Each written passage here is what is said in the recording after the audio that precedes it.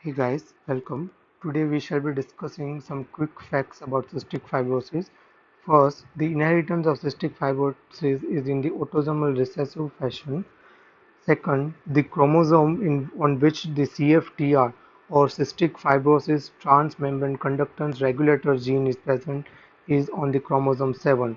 Cystic fibrosis is an example of allelic heterogeneity. Now we need to contrast allelic heterogeneity with locus heterogeneity. These two genetic phenomena are very important and are especially asked in examinations.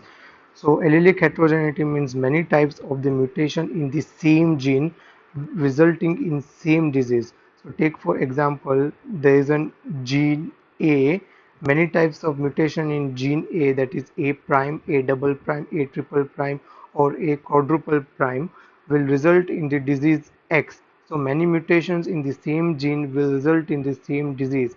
Similarly, in cystic fibrosis, many mutations in the CFTR gene will result in the same disease, that is cystic fibrosis, while locus heterogeneity means mutations in many genes resulting in the same disease.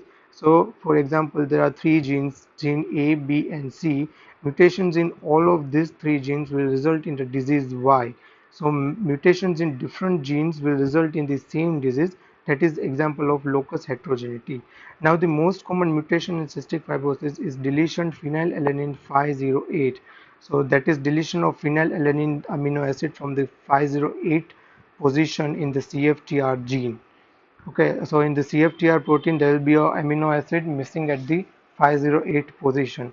So now this deletion is an example of, now this is very important, it is example of in-frame deletion, because you know that phenylalanine is a single amino acid, so it will be coded by three nucleotides. Okay, it will be coded by three nucleotides. So that is one single codon. So if one single codon is deleted, or we can say that if the nucleotides are deleted in the multiples of 3, so if there are 3, 6, 9, 12 such nucleotides are deleted, then it is known as in-frame deletion, while if they are out of the multiple of 3, then they are out-frame mutations. Okay, so this is in-frame deletion, that will be, the other one will be called out-frame deletion. You can see here it is very well explained here that in-frame errors can occur when the deletion mutation takes out three letters chunks without disrupting the words on either side. So the sentence is still readable, but it is incorrect statement. While see, this is the deletion here, there are deletion of two nucleotides, so it will change the reading frame after the deletion. Okay, it will change the reading frame after the deletion. So this is out of the frame errors, right? Now the deletion 508 will cause abnormal protein folding and failure of glycosylation.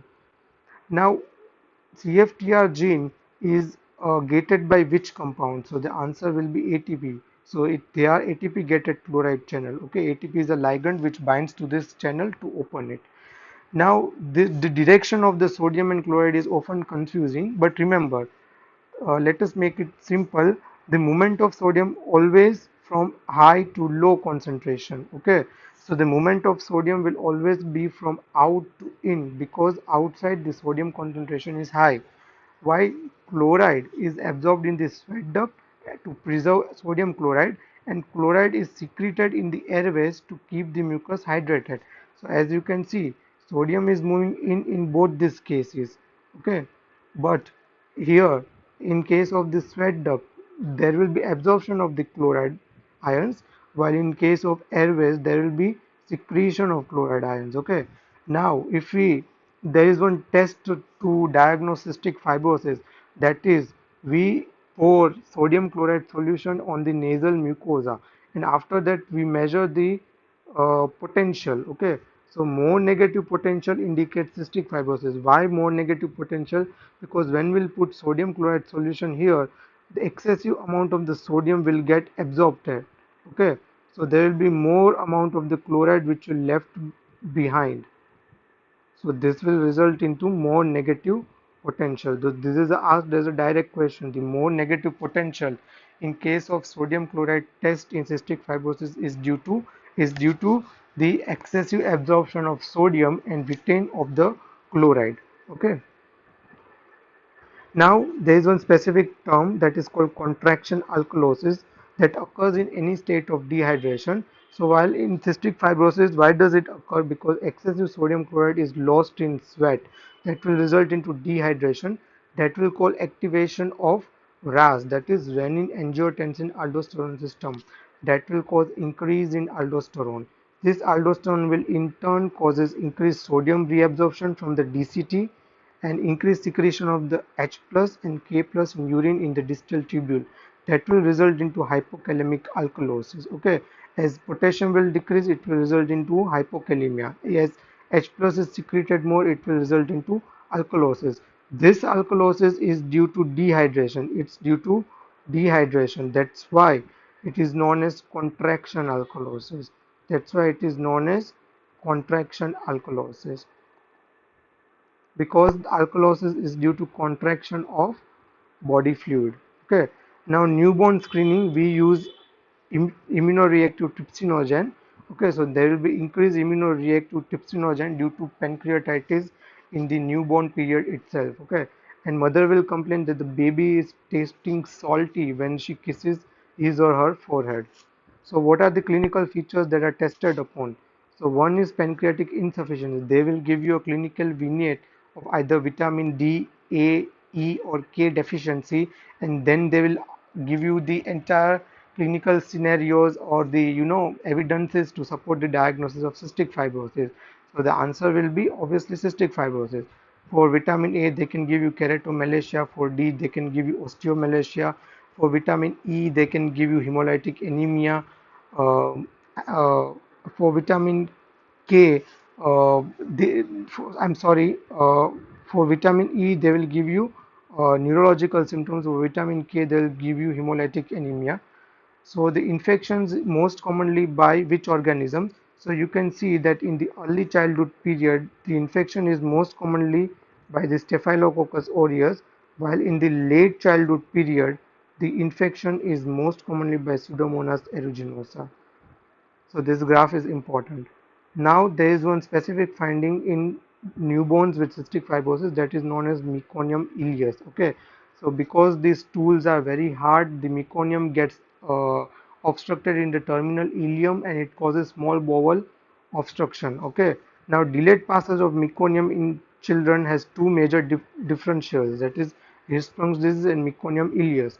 So you can take a screenshot of this table. This is very important. The Hirschsprung's disease is due to failure of the neural crest cell migration. Meconium ileus is by obstruction by incipient stool. The level of the obstruction here is rectosigmoid. So the tone will be increased while doing digital rectal examination. Also, while doing digital rectal examination, there will be squat of feces which are retained beyond the rectum. So it is known as positive squat sign. Here the tone is negative. Sorry, I mean the tone is normal and the squat sign is negative. Meconium consistency is normal. It is inspissated here. Inspissated means dried out. Okay. So the imaging findings are also given here and the associated disorder is also given. Okay.